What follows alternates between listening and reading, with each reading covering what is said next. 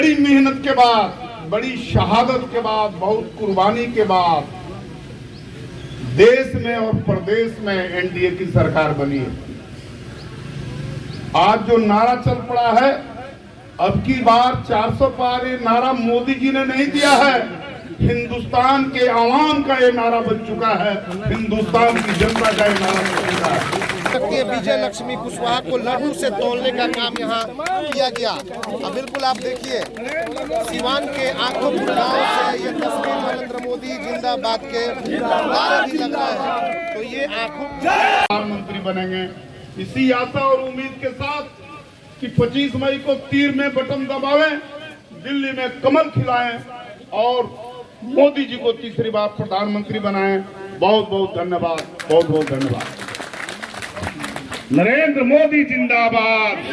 इस तरह से सैकड़ों लोगों की हत्या कर दी गई और सिवान में भय का वातावरण था, आतंक का वातावरण था। यहाँ का कोई प्रबुद्ध वर्ग अगल बगल देख करके बात करता था कि वो मैसेज वहां तक न चला जाए। एक दौर था, एक जमाने में नाम था आखोपुर का, एक दौर में नाम था रेनुआ का, एक दौर में नाम था अमलोरी सरसर का। लेकिन उस बीच काल में इन गांवों का भी नाम दब गए थे। सब लोगों को मजबूर कर दिया गया था, कोई डेमोक्रेसी नहीं थी। और जहां मैं भाषण दे रहा हूं, यह पूरा इलाका कब्जा कर लिया जाता था।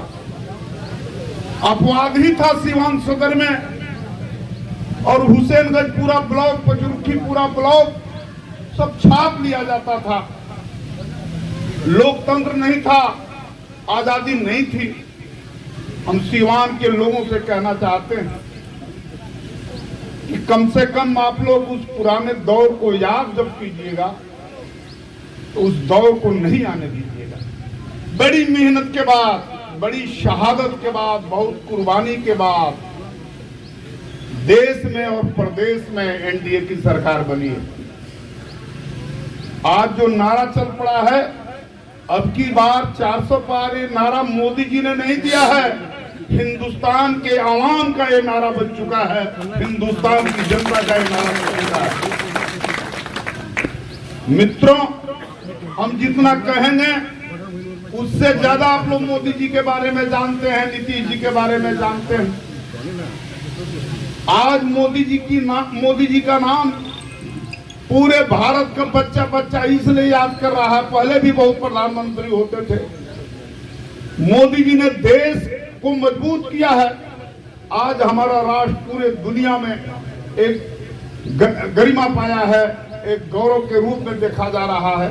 अंतर्राष्ट्रीय पैमाने पर हमारे देश को ख्याति मिली है, इसलिए मोदी जी आज ज्यादा लोकप्रिय है। उन्होंने गरीबों के लिए भी बहुत सारी योजनाएं लागी, गरीबों के लिए काम किया। तो खैर मैं कोई लंबा भाषण देना नहीं चाहता, मैं सिर्फ ये कहने के लिए आया हूं कि 25 तारीख को अगर आपका बटन तीर छाप पर दबेगा तो दिल्ली में कमल खिलेगा, कोई रोक नहीं सकता है। प्रधानमंत्री मोदी जी